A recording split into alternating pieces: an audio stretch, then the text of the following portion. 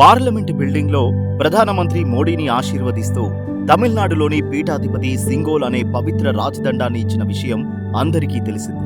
భారతదేశం స్వాతంత్ర్యం పొందిన తరువాత తొలి ప్రధాని జవహర్లాల్ నెహ్రూని ఆశీర్వదిస్తూ నూతన దేశం అభివృద్ధిని ఆకాంక్షిస్తూ పీఠాధిపతులు సింగోల్ అనే రాజదండం బహూకరించారు.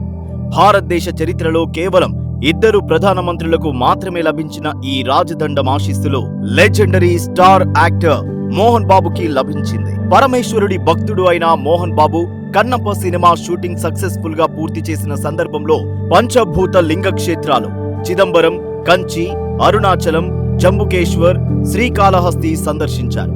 ప్రధాని మోడీకి ఏ పీఠమైతే సింగోల్ రాజదండం ప్రసాదించిందో అదే పీఠాధిపతి కన్నప్ప నయనార్ కథ సినిమాగా తీశారని తెలిసి మోహన్ బాబుని, మంచు విష్ణుని ఆశీర్వదిస్తూ ఆ పరమేశ్వరుడి అనుగ్రహం మోహన్ బాబు కుటుంబంతో పాటు కన్నప్ప సినిమాకి సంపూర్ణంగా లభించాలని సింగోల్ రాజదండమిచ్చారు. ఈ అరుదైన సంఘటనతో విష్ణు, మంచు, మోహన్ బాబు పులకించిపోయారు. కన్నప్ప సినిమాకి ఇది పరమేశ్వరుడి ఆశీస్సులుగా భావించారు.